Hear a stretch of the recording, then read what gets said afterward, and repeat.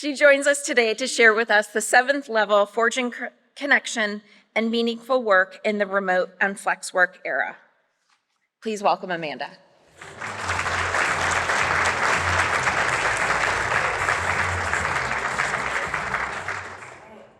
All right, so we're going to begin. We're all coming from different places, possibly different time zones, maybe different automobiles, planes, trains of arriving.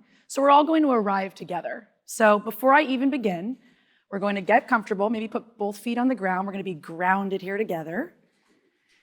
And I'm going to do this too. Hopefully I don't fall down off the stage. We're going to close our eyes, and we're going to take 3 big breaths together because we're all going to arrive here. And I'll just do, so the first breath, you can get louder and louder with each breath. You could really let your body kind of just fall and just be here. The second breath.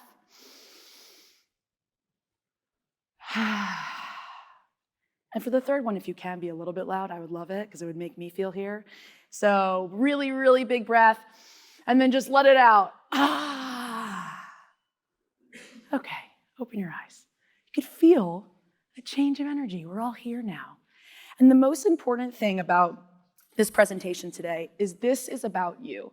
You've just heard a lot about me. It is very uncomfortable to listen to your own bio. You've heard a lot about me, but this is all about how you could apply my understanding of engagement into your life.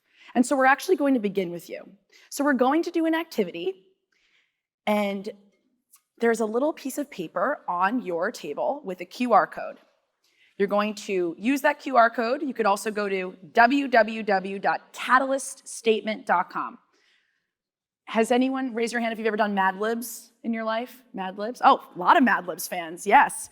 So at the end of this experience, I'm going to show you directions very specifically at this next slide. You are not going to press enter. So I was a first grade teacher, so I like to just hear myself. So you are not going to press. Beautiful, love it. Okay, so it's going to be at the end, you're going to see something and you're not going to press enter. After we do this activity, you could press enter and send it to you, but do not press enter. This is what you're going to do. You're going to fill this out, and however you want, you're going to go to my personal statement. Do not do your business statement. This is about you as people. So you're going to go to my personal statement, and you're going to fill this out just like Mad Libs. You're not going to put I am a, you're going to fill in the blank. You're going to fill in the blank whatever it comes to you. For me, it's mom, wife, dog lover, entrepreneur, author, teacher, a lot of things.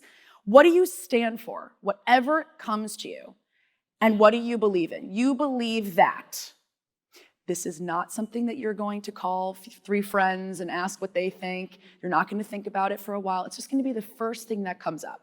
And I'm going to give you about 2 minutes. We're going to put some music on, tricky questions, but answers whatever they come to you. So let's begin. So for some people, this is, I've done this with a lot of people all over the world. I've done it with Fortune 100 CEOs. I've done it with students. I've done it with teachers. And it is amazing to see how for some people, this is very exposing. Like, what? I don't know. For some people, they're like, I'm 45 things. So what this is, again, is we're going to start with everyone in this room.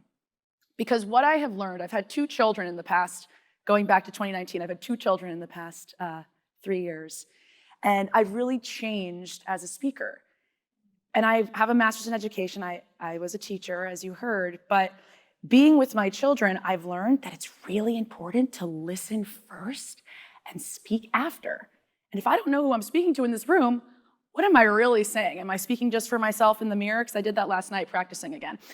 So what we're going to do now is you're going to, not everyone, but those who feel comfortable, you're going to read your catalyst statement.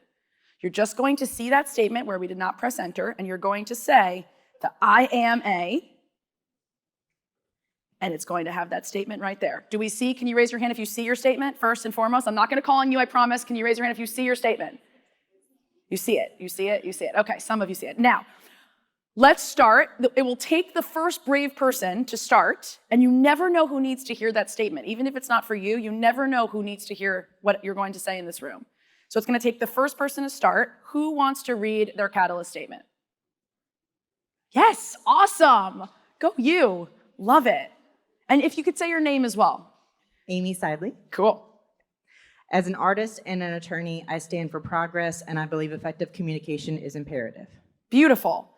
I imagine too, right? We can have lots of different versions of this exercise and this versions of ourselves in different spaces, places, and rooms.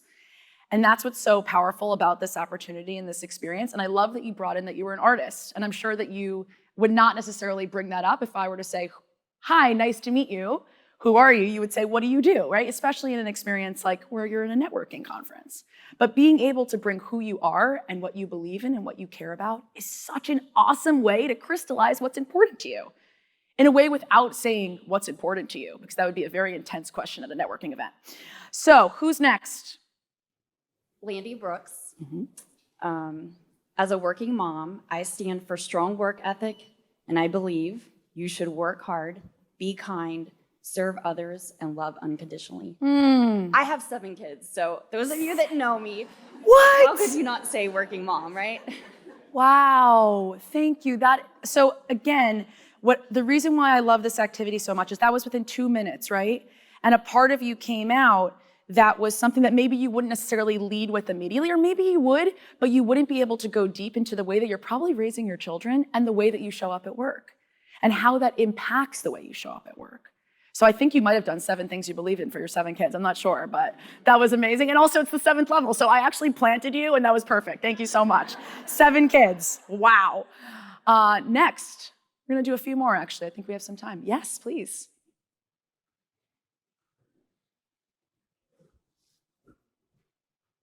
Good morning. My name is Ian Green, and I'm from Black Knight. As a woman, leader, and sibling, I stand for honesty, and I believe that you should always be true to yourself. Yes. Oof. I think that's, again, imagine, I've coached a lot of people when they're going for jobs, when they're looking for jobs, and I say, start with your catalyst statement. You're not gonna say, hi, my catalyst statement is, or say, what's that? But starting with, this is what I believe, and this is what I care about, and this is what I'm passionate about, and this is what I'm going to bring to the table. Often, again, we're put in these positions where, what's your strengths? Or what's your weaknesses? I love the weakness. Well, I'm just a perfectionist and I really need to get things done. That's my biggest weakness. But being able to come from that place, people can really feel you and see you. Okay, we're gonna do a few more. Yes, please.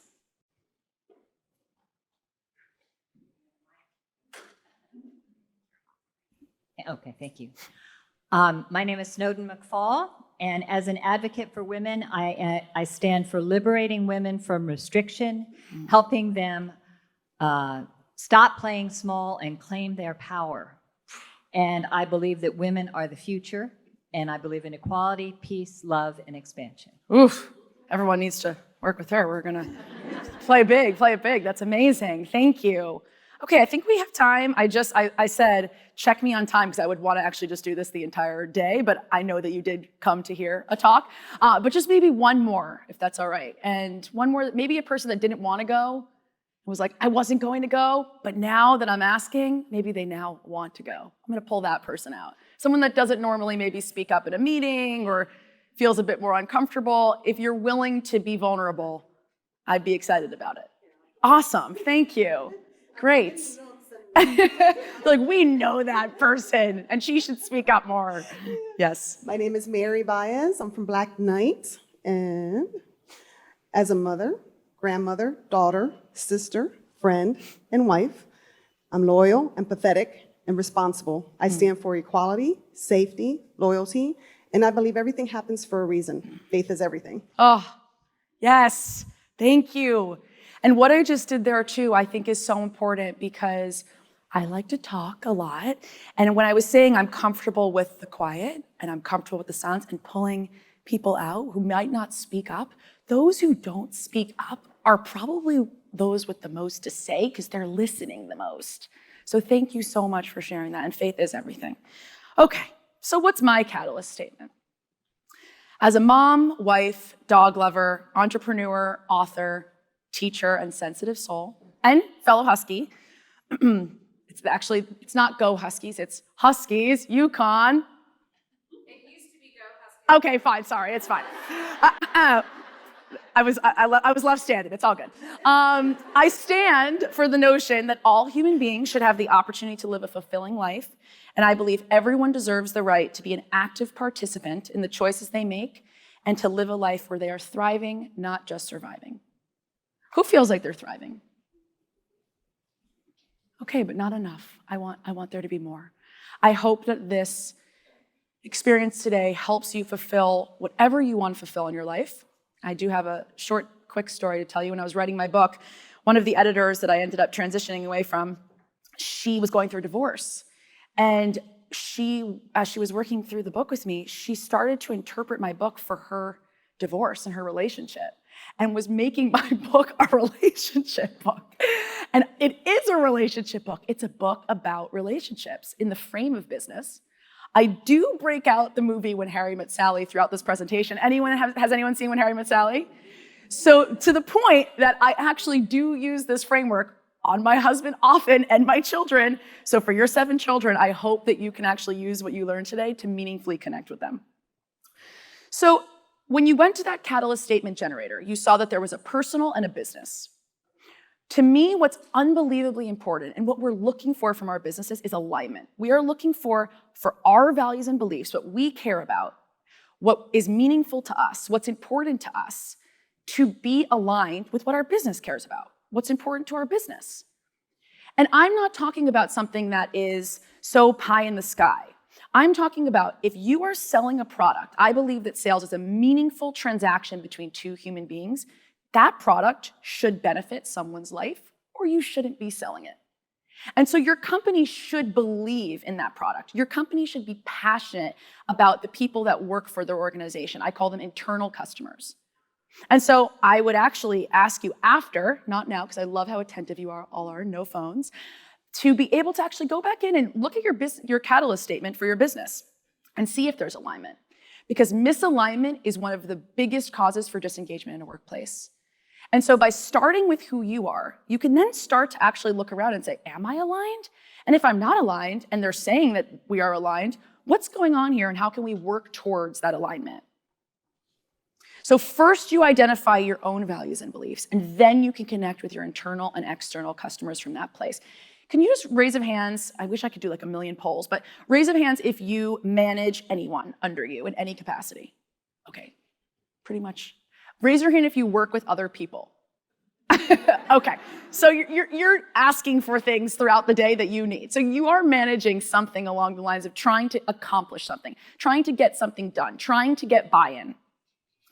And when we were in traditional workplaces, now I have been a remote worker since 2012, I'm very trendy, but I had an experiential business. So I was actually doing a lot of in-person experiences, and my company was really reliant on the connection of in-person relationships, but I have worked remotely since 2012. So I have a really good, again, coming back here, you notice things differently. You see things differently. You feel people's energy. You see their body language. And we took those things for granted in an office setting. We walk down the hall and say, did you see that email and why are you ignoring me?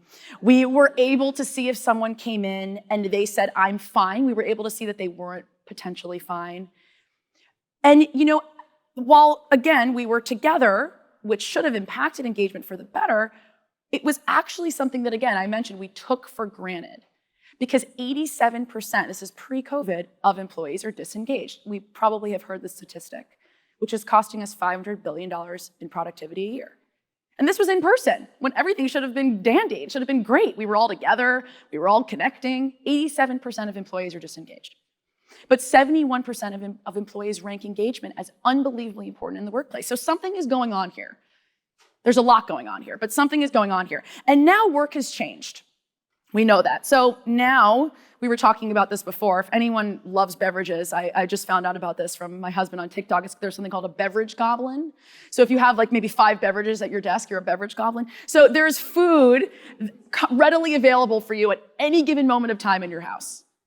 There's drinks everywhere on my desk, iced tea, and just to be able to keep me going throughout the day. There's dogs, there's your partner, there's your kids, in your case 7 kids, which again is unbelievable. There's constant distractions, there's noises, and now there's the same thing in an office environment. There's distractions, there's limitations, But again, this is now a whole new world that we've been thrown into, and we're not actually prepared for it. No one has taught us how to be able to take those moments that we took for granted that were just so natural in an in-office setting and translate them to a flex environment. And the biggest problem that we have, you just shared who you are, and it's so nuanced. We're all so different. We all have so much to say, and we all have so much about us that makes us us. And we all have so much in our lives that is going on. So how can we just go from disengaged to engaged? How could it make sense for someone to be completely avoiding an idol from what they're supposed to be doing to then unbelievably excited? That makes no sense to me. The problem that we have with engagement is that we define it in a way that's binary, which it's not, and then we define it in a lot of different ways. So when it comes to engagement, we think about, without actually looking at this, so there's likes, there's comments, there's excitement, passion, marriage proposals. How else would you define engagement? Just scream it out. With work. Participating. What else? Motivating. Someone being motivated. What else? Initiative. Someone else said something. Leading. Okay, awesome. Inclusion. Discretionary effort. You manage people. Results, productivity, results, reaching goals. So we are using very different definitions for the same word. And so of course there's 87% of people who are disengaged, because what does that actually mean? Are they disengaged from leading? Are they disengaged from taking initiative? Are they disengaged from discretionary effort? I like that. So we need to have the same definition of engagement. And the way that I define engagement is authentic, meaningful human connection that leads to the granting of time and attention. That alignment, what your catalyst statement is with the alignment of your company's catalyst statement. What you do to catalyze others into action, to inspire connection, and what your company does to do the same. So I just want to tell you, there's a lot of words in this presentation. There's a chance at the end to download this presentation so that you can be completely present in this experience. You start with your catalyst statement, that's your North Star.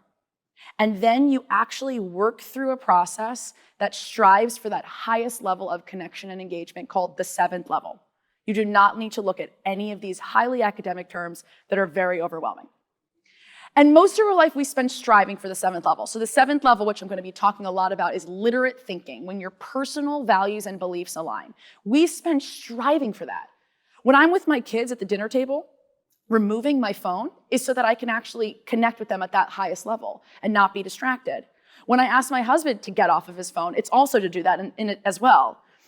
We are constantly in a position and place, and you know it. You know when you call someone and someone is busy and someone is doing something, you know the difference, or when they're on Zoom and they're on Slack. One of my biggest pet peeves. You could tell when they're not present. You could tell when they're not focused. You could tell when something is going on that's keeping them from connecting with you. And it doesn't feel good. We want to connect with each other. And that is that 7th level feeling. So the intention here is to catalyze passive consumers into active participants in shaping a business, an organization, whether it's an external customer, a marketing customer, or an internal customer, an employee.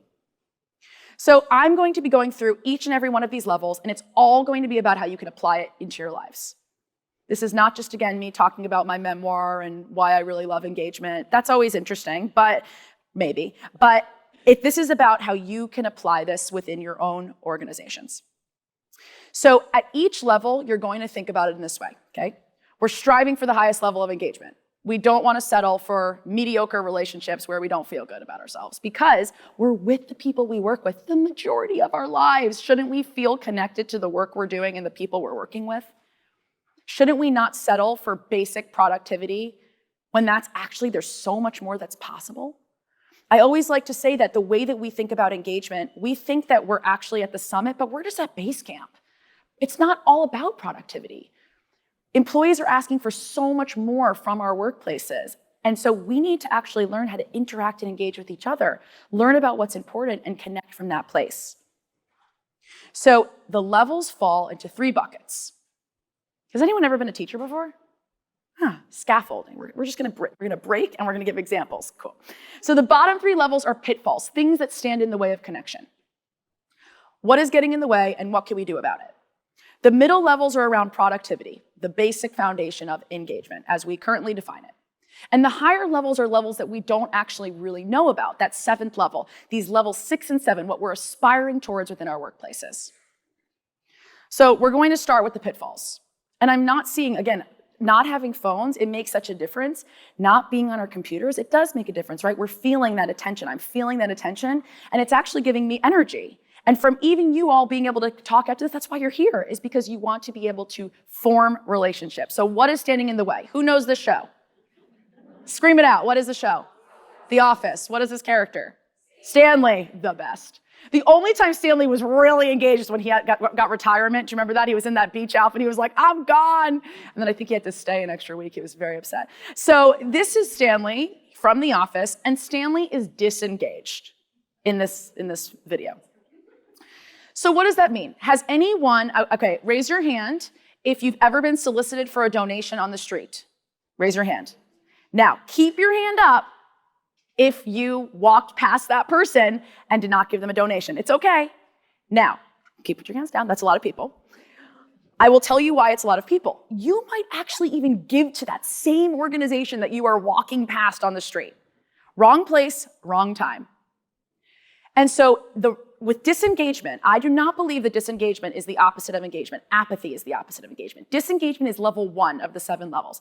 Wrong place, wrong time. Wrong tools, wrong time. We need to know who we're speaking to, what tools are we using to speak to them, and what time of day are we speaking to them. I used to have a boss, I don't know if anyone ever had a BlackBerry. I used to have a boss who would ping me. He would ping, I don't know if does anyone remember pings? Some of us remember pings.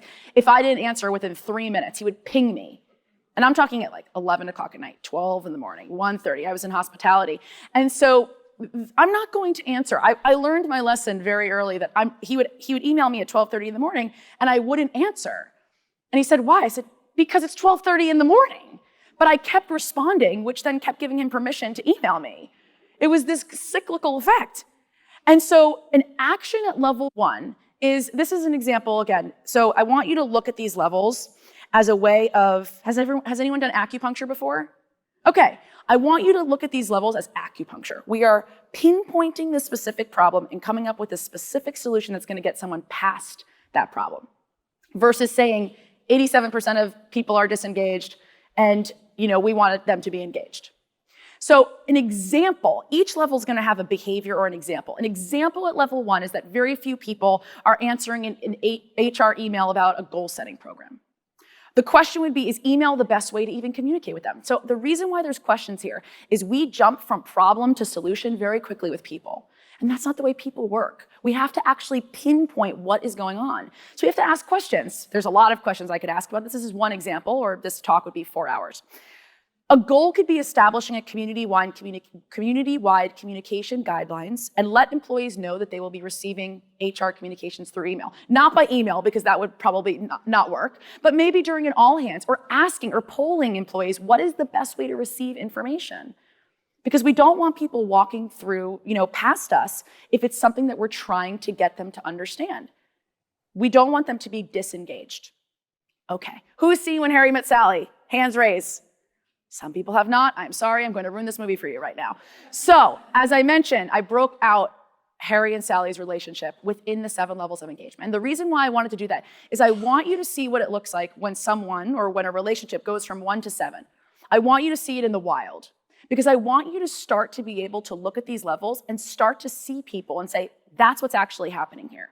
If you left this presentation, if you left today and said, that person is a level 2 versus that person just doesn't care about their work, or that person is a level 3 versus, I don't know, something is just going on with them that has nothing to do with me, and you do the work to better the relationship, that will make my entire day, and I want you to email me, text me about it. You can even email me at 12:30 in the morning. I will respond. So let's see what disengagement looks like with Harry and Sally. I have it all figured out. It's an 18-hour trip, which breaks down into 6 shifts of 3 hours each, or alternatively, we could break it down by mileage. There's a map on the visor that I've marked to show the locations where we can change shifts. Great. Anyone do that to you in a meeting? Yeah, I just said that idea. Thank you so much for repeating it in the way that you thought it. But I just said that 5 minutes ago and you ignored me. But okay, thank you for reiterating. Great. So again, in order to get past level 1, it's all about who are we speaking to? How are we speaking to them? What are the tools we're using? And then when? What is the time? And actually confirming that with the individuals we're speaking with in order to be able to have the next level, effective communication. So level 2, we're still on pitfalls. We are still not sure. Again, we are still trying to figure out what's going on here. Level 2 is Have we seen this face? Yes. Okay. Biggest culprit of level 2 is acronyms. The biggest thing that we do within our special, again, industries is use acronyms. And then do you know what we do as leaders when we present to a room, even with people that just started that day? What do we do? What's the question we ask when we want to know if someone understands what we're saying? Does that make sense? Who wants to say no? People feel inferior when something doesn't make sense to them because they feel like it should make sense. So as leaders, we have to say, did I explain that clearly? Should I slow down? What questions do we have? Even sometimes saying, I didn't know that acronym when I first started. Can I explain that to everyone? Level 2 is all about confused by the messaging. So we're past avoiding or idle. We're using the right tools at the right time. Now we can focus on what we're saying. If we're not using the right place in the right situations, we can't even focus on the messaging. Now we can focus on the messaging. So a behavior here, this is probably a very big one, and I'm gonna see based on the nodding. Okay, I'm already seeing some nodding. Employees are confused on what to do when they're in the office versus when they are not in the office. They find themselves on Zoom all day in the office and are frustrated. I'm seeing some nods. Question, have I clearly defined and communicated expectations on what in-office work should be like? I just spoke to a CMO of a very, very big company, and I said, so when your employees are coming into the office, you're just in your office all day, so why are they coming into the office? What are they getting out of it? They're having to get childcare, they're having to schlep or commute, all the way to the office, they're having to live near the office, and you're just in your office? He said, well, what do? I said, sit in the main area, do not take one meeting every single week, do not take one meeting outside of that office, and just be there to network. And he started doing it, and he said it completely changed the culture. People started coming in because they had heard about it. He wasn't in his closed office on Zoom calls with other people who were not in the office. He was actually a part of the experience. He was taking advantage of those opportunities. So a goal here could be asking members to identify benefits to working in the office and then communicate the differences working in the office versus at home. What are our expectations in the office, and what are the benefits of working in the office? Do you see how just clarifying that one simple thing would get someone past being confused by the messaging? Being confused on, what am I doing here? Does that make sense? Yeah, got it. Just get it? Did you get the joke? Okay. So now let's look at what confused by the messaging, what level 2 looks like with Harry and Sally. I want you to listen to the song. You were the only person that I knew in New York. You say either, I say either. You say neither, and I say neither. Either, either, and neither, neither. Let's call the whole thing off. Yes, you like potato. You like potatoes, I like potatoes, you like tomatoes, I like tomatoes. Let's call the whole thing off. We're not speaking the same language.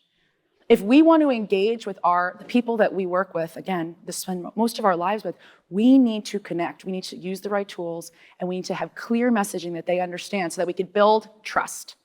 Okay, level 3. Do I have your attention? So, this is really about distractions. So who's distracted during the day? If everyone's hands are, then I want to know what you're doing, because it is almost impossible to not be distracted during the day. We have so much going on in our lives, let alone at work, that we are constantly distracted. So the biggest thing that I recommend in terms of, and this is an at-home work environment that I like to be able to show in terms of, walking the dogs and maybe putting on makeup, taking out the trash. I think is that Jane Fonda eating a lot of food? I don't know what's going on there. But, this is really, again, about we have all of these distractions in our life, so we should never create more distractions for the people that we work with. That's the worst thing that we could do. We need to teach individuals, and we need to know ourselves how to create boundaries so we can get our work done. I mean, we should probably know how to create boundaries in our life. I have to take a pause. Has anyone heard this boundary song on TikTok for kids? No? I'm gonna do it. I'm a really bad singer, but I'm gonna do it. Please stop. I don't like that. I'm feeling uncomfortable. I need more space. Not around me. Don't take it personally. It's just a boundary. It's just a boundary. I'm obsessed with it. All adults should know it. You could clap for me. Thank you so much. That was very good singing. So that's for children, but we don't know how to do that within our work. And I'm just talking about boundaries so that we can get our work done. I'm not even talking about boundaries so that we can just be people. So an example here is a designer is trying to work on creative work, which takes a lot of focus, but keeps getting Slack messages that he needs to respond to immediately, the new ping of BBM, and so is late getting the design work done. The question is, have you actually developed a healthy way for your employees to create boundaries so that they can get their work done? And the goal would be developing a process that allows for each employee to create their own boundaries for them to accomplish their work and communicate to their teams. Is Slack more important than the design work? Now, I'm talking about people who are autonomous. I'm talking about people who are self-reliant. I'm talking about people that are efficient. I'm not necessarily talking about someone that's just started work and they've been there for 1 week. Someone that's been there for a long time literally might not know the difference if they need to respond to 40 Slack messages about something. They don't even know if it's important, timely, because no, that's just the way we use Slack, or if they should focus on the work that they have a deadline for. We have to limit distractions for the people that we're working with. So again, I would love for you to be in the wild in your workplaces and say, they're at 3, I have to limit distractions for them. They're at 2, they have no idea what I'm talking about. They're at 1, I don't think that they really like when I email them at 2 in the morning. It's being able to pinpoint the problem to then come up with a solution. So this is I wanna make sure that I have time for Q&A. The presentation's not nearly done. I did not mean to distract you. But this is a bit of a longer clip because I want to show you what it looks like when a relationship is starting to form, when a relationship is starting to earn trust. Because as I mentioned, distractions always happen. And what happens with Harry and Sally when it comes to a level 3 distraction? Sally, this is the greatest. Sally, please report to me. Look at this. This is the greatest. You're gonna love this. This is a singing machine. Look, you sing the lead, and this has the backup and everything. This is from Oklahoma. Here's the lyrics right here. Story with a fringe on top. Yes, perfect. Ooh.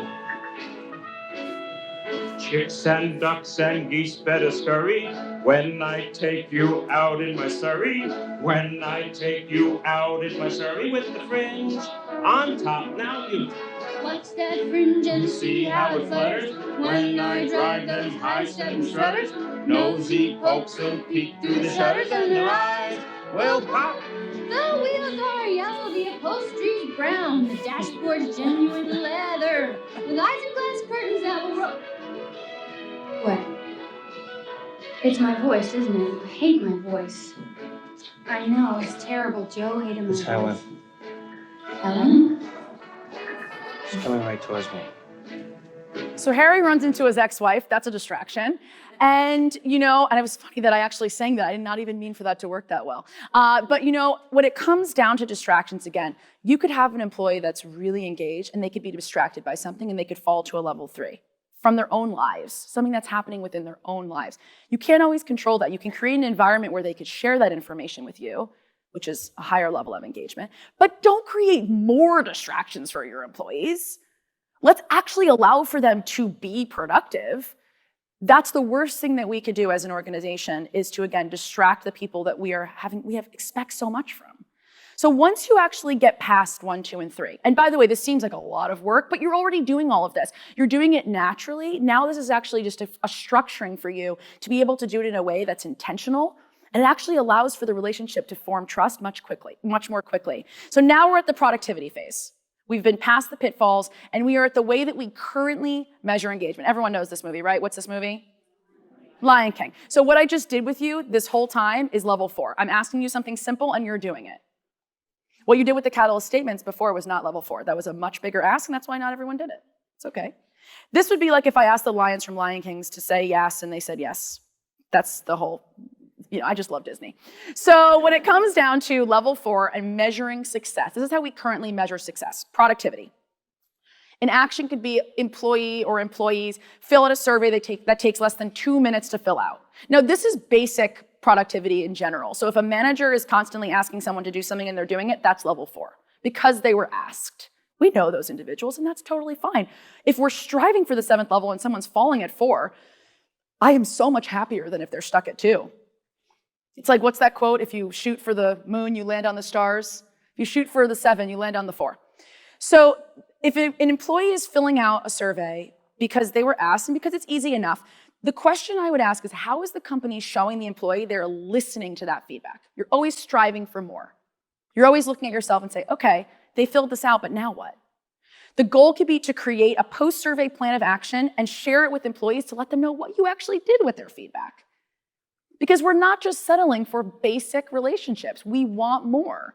We want more for ourselves, and we want more for the people we work with. So this is very simple. Harry says— I think you should wear skirts more. You should wear skirts more, and then the next one is— So, I mean, I don't like that nowadays, because if someone told me I should wear skirts more, I'd be like, I don't know. But you know what? In this case, they're building a relationship. They're building trust. They're starting to be able to listen to each other. Before, if you remember in the car, they were not doing what was asked of them, either of them. Now they're starting to be able to, again, build a relationship. So does this GIF work? No, we're not going to be able to see Shaq eating a lot of tacos. So this is Shaquille O'Neal. He did an ad with Taco Bell. So which you cannot see, so this is a frustrated engagement moment, that's okay. But level 5 is you're doing what's asked of you because there's something in it for you. So what I was going to say is it would be like if Shaquille O'Neal said, I'm only playing basketball if you give me a lot of tacos.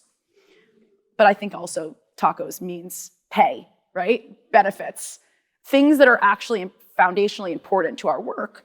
But Daniel Pink has some great research on the fact that you cannot use a financial incentive to facilitate connection or collaboration.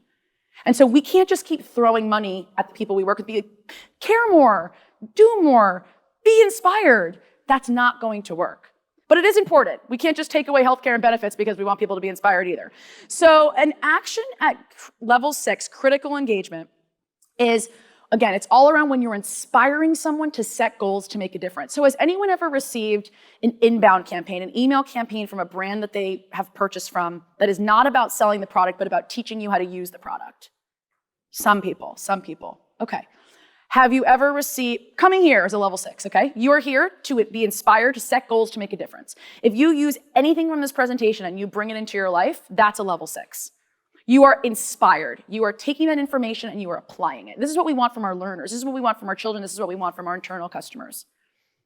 So an employee is, in this case again, you know what, guys? I jumped it. You know why I jumped it? Because level 5 is actually not very exciting to me, even though it's all about excitement. So I apologize. I was so excited to get to 6 that I just jumped over 5. So level 5 is employees joining a goal program because there is a monetary incentive.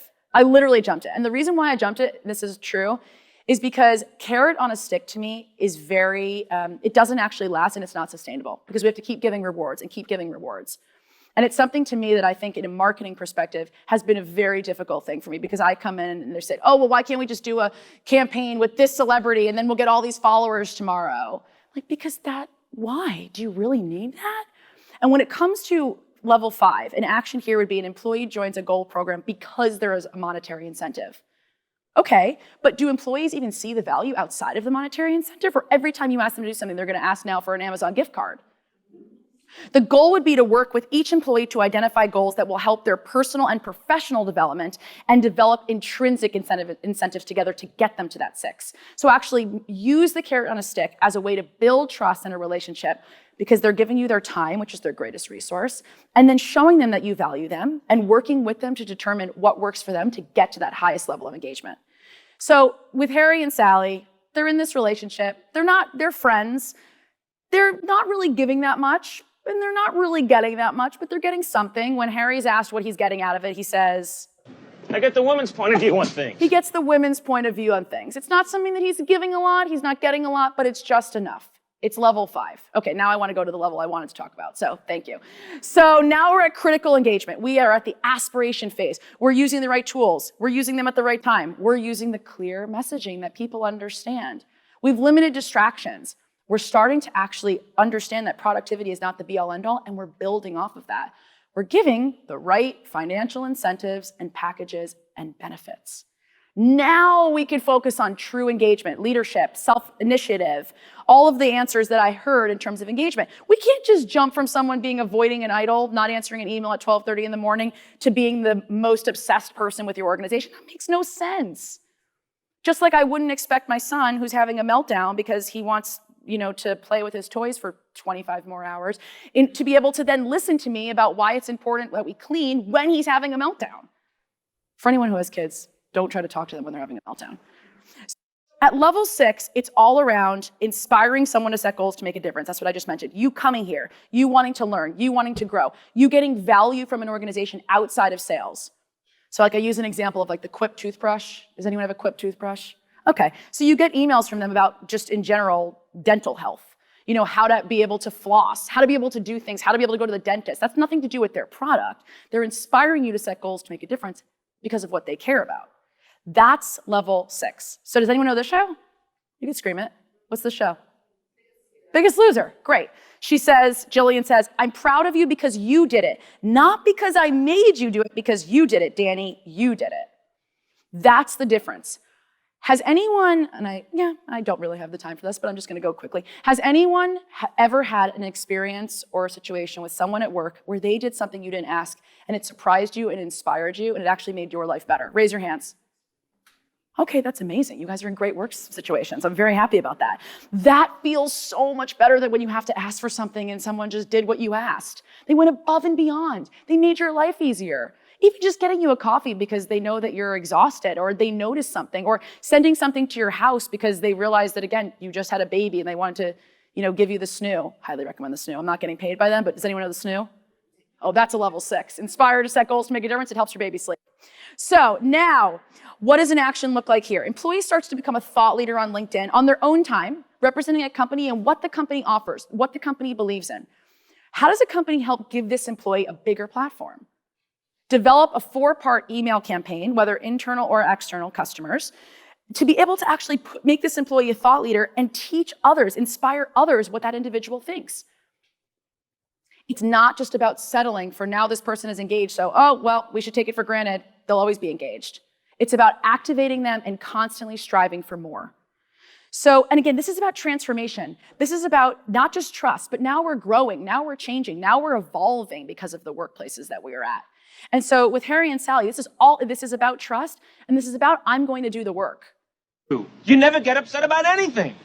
Don't be ridiculous. Harry doesn't think that Sally's vulnerable, and he calls her out on it. In the next scene, she's vulnerable. She feels like she could trust him. I need a Kleenex. Okay. And do you see how he receives her? I actually missed that at a few presentations. They said, I love how he says, okay. When someone is inspired to set goals to make a difference, we have to receive them. We have to see them. We have to continue to do the work with them. So now we are at my favorite level, the 7th level, the holy grail of engagement. North stars collide. My catalyst statement, what I believe in, what I care about, aligns with yours. If you have ever had a job that you're still talking about today, 10 years later, I just had a call someone with yesterday. She was at Airbnb in the very early days. This is really within the first few years. She left 10 years ago and she still talks about that experience because it's a part of her. If you've ever been a part of an experience too, or if you've gone to Disney World, or if you've ever gotten your first pair of Nikes, or whatever it may be that you have it's become a part of you. And I could see how many board members there are of this organization, how many people volunteer their time, that's level 6, and they're now actually a part of the experience where I bet you it's a part of their identity, and they're talking about it all of the time. That's the 7th level. So how do we actually get here? How do we keep people here?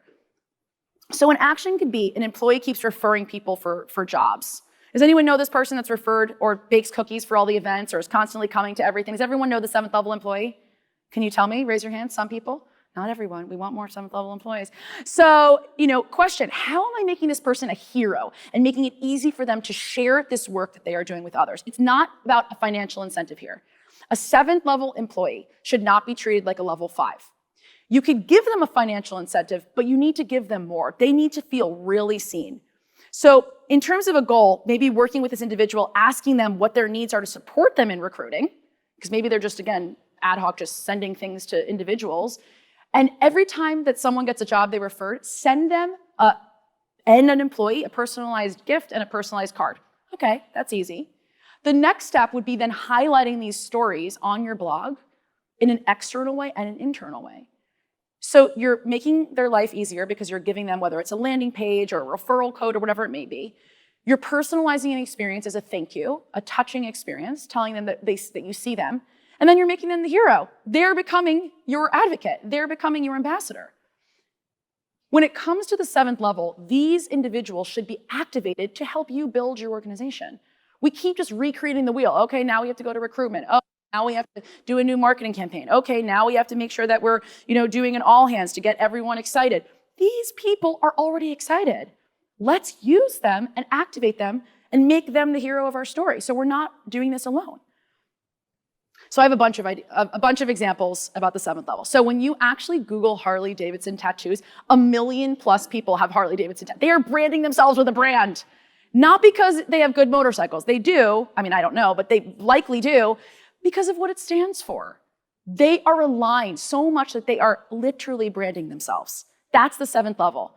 The best places to work is from a few years ago. But when you look at every quote here, it talks about with Salesforce being a place of learning and innovation. It talks about Wegmans being a place of really, again, a family and a sense of purpose. And it talks about Ultimate Software coming together when someone's going through something. They're not talking about the benefits and the healthcare and the commission structure. Again, it's there. That's why they can actually get to 6, because their needs are met. But they're talking about the values of the organization, why they are there every day. And in a very difficult market where everyone's burnt out, where everyone's at level 3, they are tired.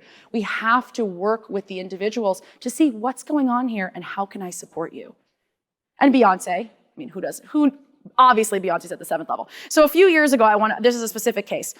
Kid Rock bullied Beyonce on Instagram, and her fans, went at her defense and started putting bees all over his Instagram. And the reason why I put this up is because we all are going to face challenges as an organization, but our 7th level customers will be at our defense. And it is so much stronger for someone else to talk positively about you than for you to talk positively about yourself. So that's the most important thing about investing in being able to reach these higher levels of engagement with the people that work for you, so that they can also be at your defense and put bees on everyone's Instagram or whatever your mascot or emoji is. So Harry and Sally, they're in the relationship. Sally thinks he's at 5. He's just in it for whatever. He needs to prove to her that he sees her, that they're connected, that they are at the 7th level. And this is what he says. I love that you get cold when it's 71 degrees out. I love that it takes you an hour and a half to order a sandwich. I love that you get a little crinkle above your nose when you're looking at me like I'm nuts. I love that after I spend a day with you, I can still smell your perfume on my clothes. And I love that you are the last person I want to talk to before I go to sleep at night. And it's not because I'm lonely, and it's not because it's New Year's Eve. I came here tonight because when you realize you want to spend the rest of your life with somebody, you want the rest of your life to start as soon as possible.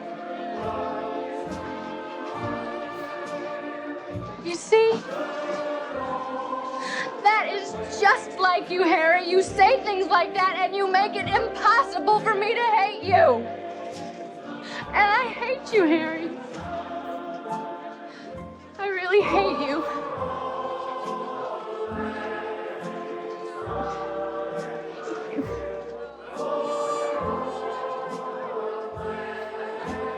So I ruined the movie for some of you. But you notice how much he showed her that he saw her. And that's what we all want. We all want to be seen. We all want to be received. We all want to know that the work that we're doing matters. And so I'm going to go back to my catalyst statement. As a mom, wife, dog lover, entrepreneur, author, teacher, and sensitive soul, I stand for the notion that all human beings should have the opportunity to live a fulfilling life. And I believe everyone deserves the right to be an active participant in the choices they make and to live a life where they are thriving, not just surviving. I hope that I have given you that ability to do that for yourself and for others. I want you to ask me any and all questions, the hardest of questions. Anything that you're dealing with, I want to support you. Thank you so much for your time. It's the greatest resource, and you've given it to me. Thank you, thank you, thank you.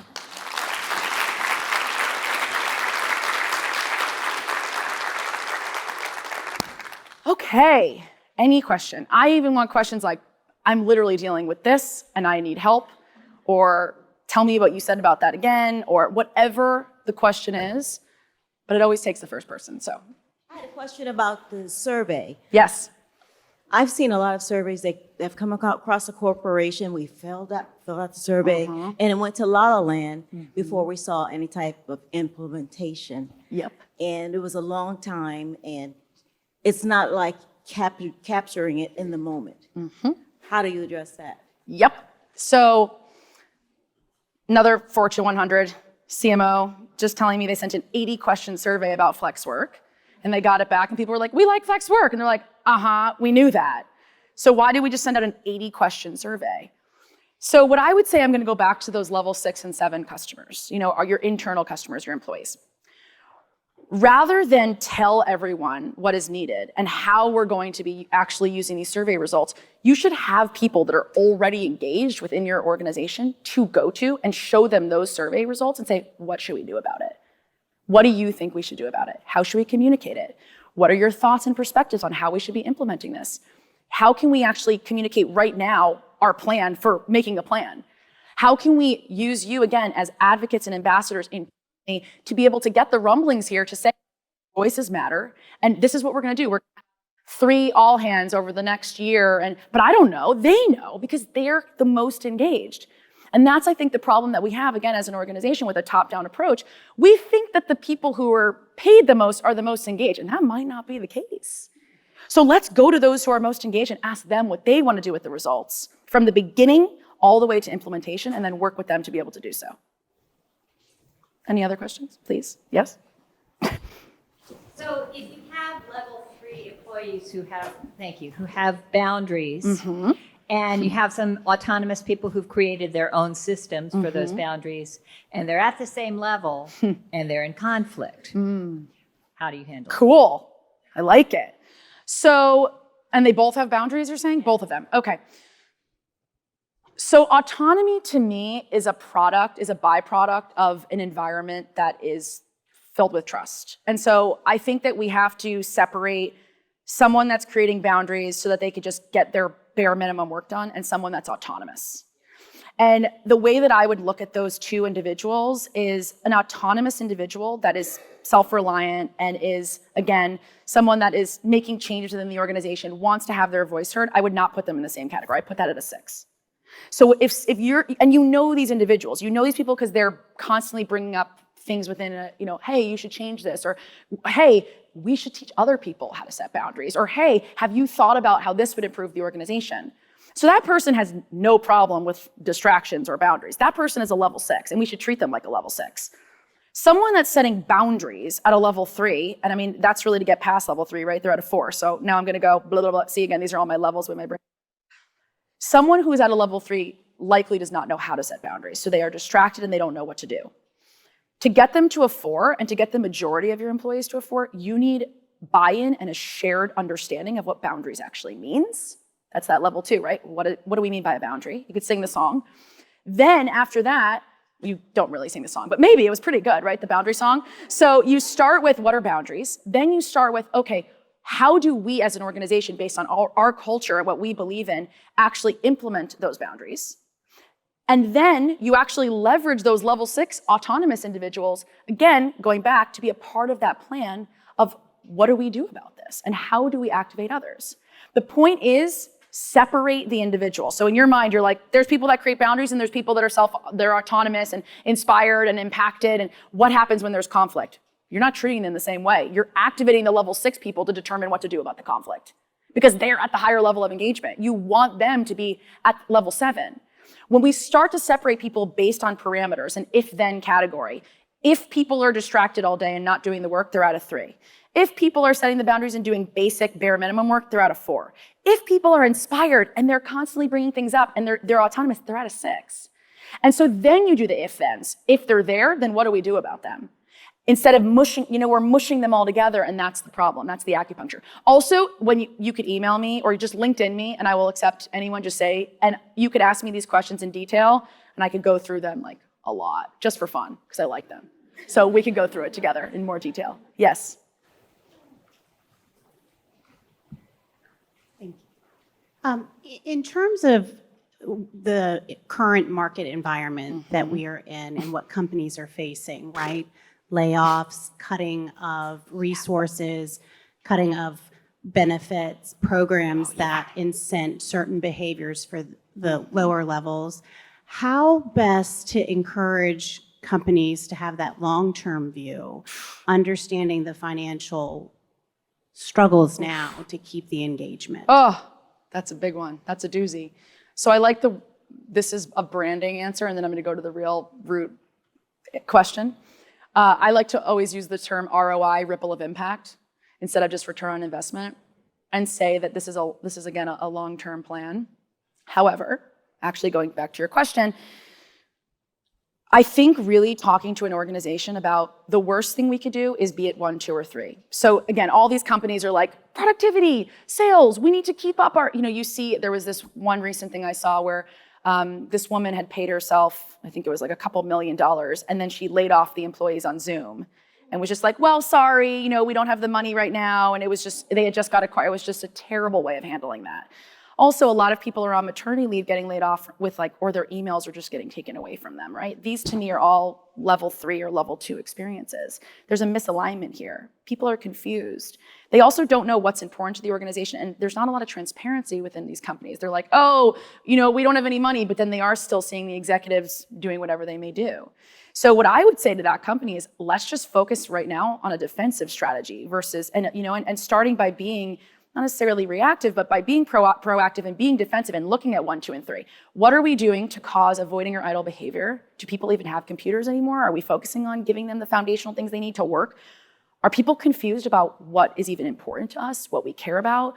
Do they even know if their job is intact? Have we communicated that in a way that's clear where they get it? And 3, limiting those distractions, right? Like for those who are going to be on maternity leave or have, we need to give them some type of benefit if it is not necessarily financial.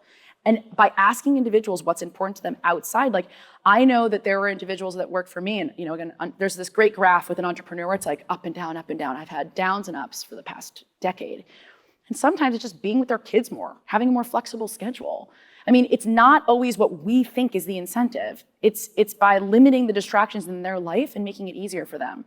Maybe again, it's just like they want to be able to learn how to meditate, or they want to be able to take a course, or there are things that we could do to limit the distractions of a person's life if we build a trusting environment. And that preventing 1, 2, and 3 is building that trust. So when something happens, going back to Beyonce and Kid Rock, people are like, we know you had our best interest at heart. We know you have good intentions, and we know you're going to do the right thing.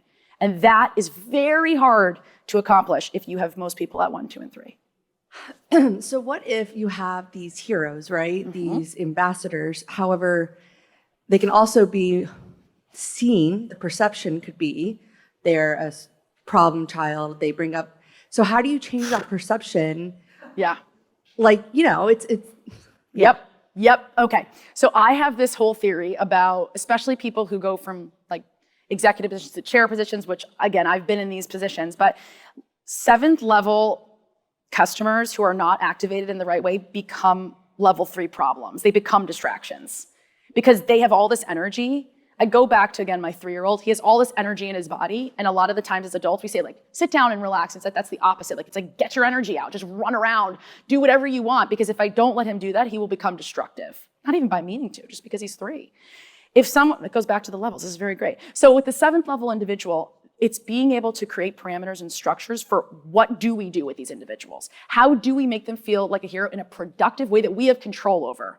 Because if they're at the 7th level and they're just talking to everyone and telling everyone what to do and how to change it, that's where creating, so does anyone know NPR? They were trying to reach millennials, young kids, and I was on a board called Generation Listen trying to reach millennials. It was a bunch of just young people telling them how to reach young people. It was very bizarre, but it was awesome. I got to put it on my resume. I was a strategic advisor to Generation Listen. And so it wasn't even something that took that much work on their end, but they got a lot out of it.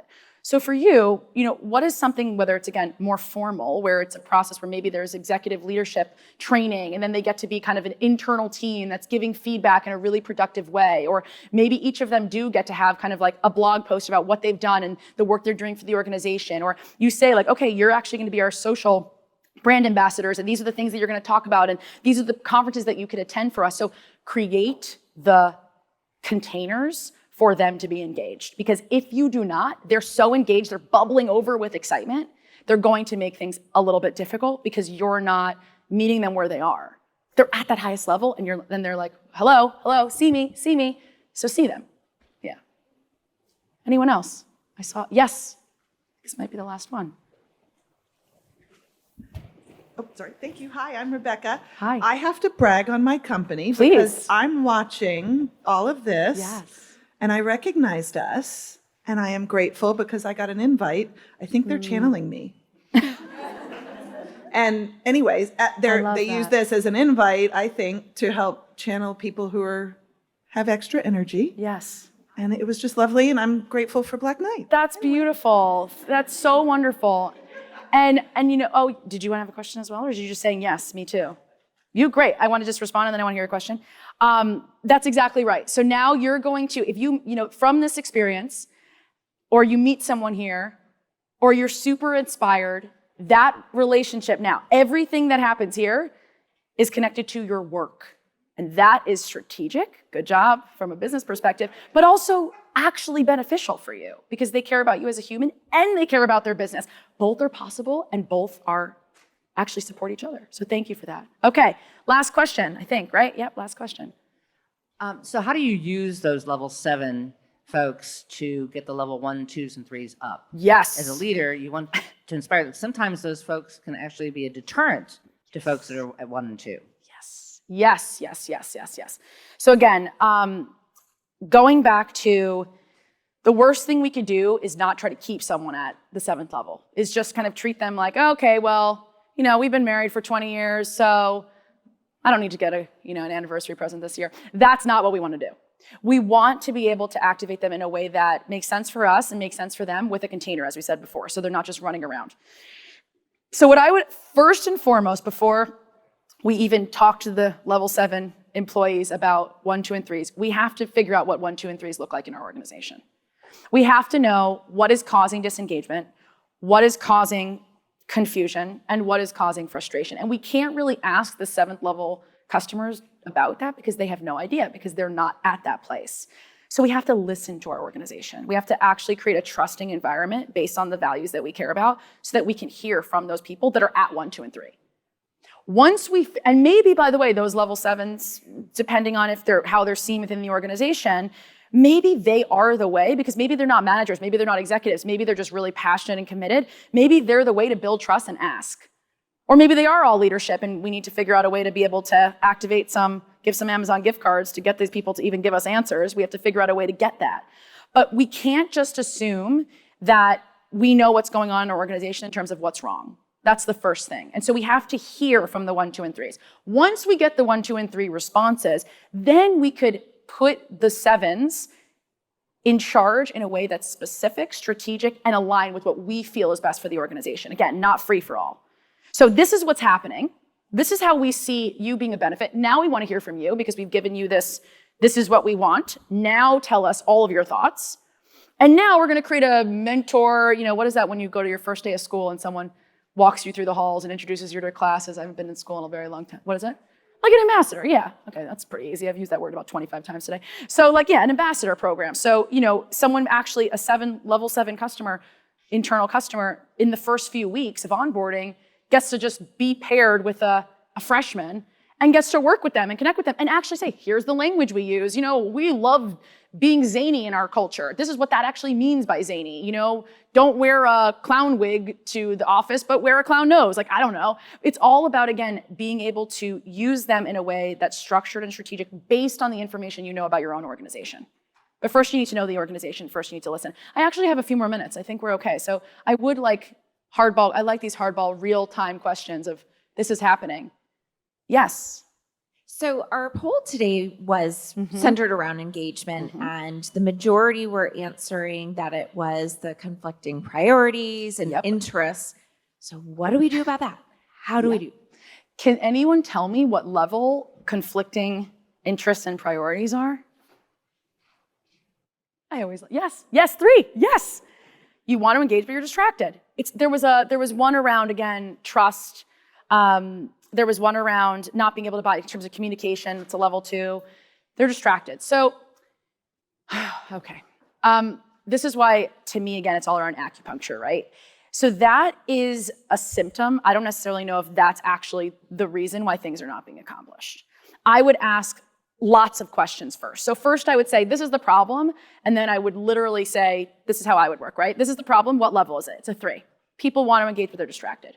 Okay, what are all of the questions we're going to ask about this person? Do they know do they know the priorities for the quarter? Do they know our goals? Do they know, I'm talking about the entire organization. Do they know what's important to us? Do they know how our values are actually disseminated throughout the organization and how it impacts the way we're thinking about our goals? Have they been communicated about any type of layoffs or any type, are we a transparent organization? All of those questions. Then I would ask more questions on, based on all of that, now they do know, what are the priorities? What are the things that we should be focusing on? What are the things that are important to us in order for us? Is it a quarterly experience? Is it an annual? Why are we doing what we're doing, essentially?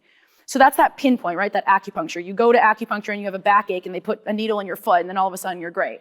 So it's constantly just, it's almost like an onion. You're just asking questions. And when you're asking those questions, you're coming up with goals to find out more information. You're almost like a sociologist, an anthropologist. You're really saying like, okay, what's going on here? So the first question I would say is, do individuals within our organization know what are priorities for us in terms of our goals? That's my first.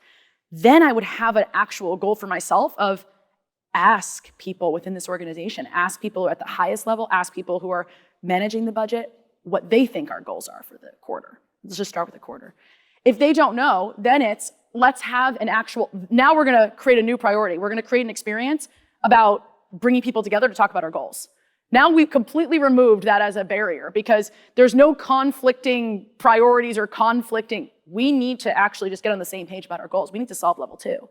So start with what you think the problem is. Ask questions to uncover what's actually going on. Come up with goals, almost like a checklist, step by step of, okay, let's solve this. Okay, now let's solve this. And then we could focus on things that are gonna be meaningful for the organization, higher levels, when we actually know what's wrong. So it's a lot of work, but again, you're doing this. I know you're doing this just like within your, this is what you're doing, right, within HR every single day. People should know how hard you're working and why, the work that you're doing. It's an iceberg, right? You're doing all of this naturally and intuitively, and then there's this iceberg effect of, oh, wow, yeah, that event was amazing. You're like, do you know how much it took to get to that event? So that's the point of being able to teach others, show the process, show kind of how the sausage is being made, not just the sausage. Yes. These are all the level 7 customers of this organization, so I'm pumped. What advice would you give to someone who's new to the corporate environment, whether because they're a newcomer into the corporate world, or even someone who's an experienced veteran but who's switched to a new corporate environment to work through the levels? Yes, my dad worked for me. So I have a book called The 7th Level. I talk about this in the book. I hired my dad. He was on Wall Street for 30 years. I hired my dad to work for my millennial agency. That was another book that I should write. And it was really hard for him in terms of, again, like we would use this word deck. Did you send the deck? Did you present the deck? He's like, what is it? He was able to ask me, what is a deck? Like, what is it? Are you talking about like a patio? I'm like, no, like a presentation. But we just assumed. So what I would say to that individual is, first of all, recognize and embrace the talents that you have and you possess coming into an organization, knowing that even if you don't necessarily know how to use Slack or you don't know how to use, Google Drive or whatever it may be, or you might not know the vernacular, you have so much to offer and should really lean into that wisdom and lean into that confidence. Because even if you haven't, let's just say you haven't been working for 20 years, you still know so much more than someone that's only been in work for 5 years, just as a person, just in terms of wisdom, okay? That's my first. The second is to actually be really clear about what's standing in your way, like coming into this organization. So let me just do a follow-up question. Is this a leadership position? Is this someone that's coming in, like, is this just in general? Either, okay. So the way that I would look at myself, if I was like coming back into an organization, it's been a long time, is I would actually say, what is going to cause me to be disengaged? What is actually gonna cause me to be avoiding your idol? Because now, again, I'm a confident individual that knows myself and I can communicate effectively for my needs. Then I would say, what is going to confuse me? Like, I'm probably not gonna know potentially the acronyms they're using. I might not know the technologies that they're using. I might not know, what culture even means in that same regard. And I would do the work to actually educate myself a lot. And I would actually even ask the organization, say, can you introduce me to some, you wouldn't say level 7 people, but like people that are really passionate about this organization that I could just meet with, that I could just have lunch with, that I could just spend time with and ask questions to. And I would almost do it like a research report. And then for 3, I would say to myself, and I would then also, again, work with individuals in the organization, what's going to distract me? What's going to keep me from being able to be the best possible person at this job? So what I would say to anyone, I mean, I really do think about this, but for someone that's coming into an organization that has the understanding of who they are, that's the biggest thing, right? Sometimes when you're coming out of college, it's your first job, you're like, I don't know what's gonna confuse me. I don't even know what work is like. That's what's gonna confuse me, what's work? For this, if you know yourself and you know what works and doesn't work for you, go through the process on your own. Make assumptions, and then actually work to solve those problems in an effective way by asking for what you need before you actually begin the job. Ask for what you need. And I think that from an employer perspective would be so refreshing, because they would say, oh my gosh, it's so nice to have someone that actually knows what they need and what they're talking about. Because even if you don't know, you know the questions to ask, and you know that you don't know. So I would say go through the process yourself and then ask for help and support. Do we have, okay, it's a wrap, we're done. Thank you all so, so much. I am so, so grateful, and I'm here for the rest of the day, and just please LinkedIn me. Thank you, thank you, thank you.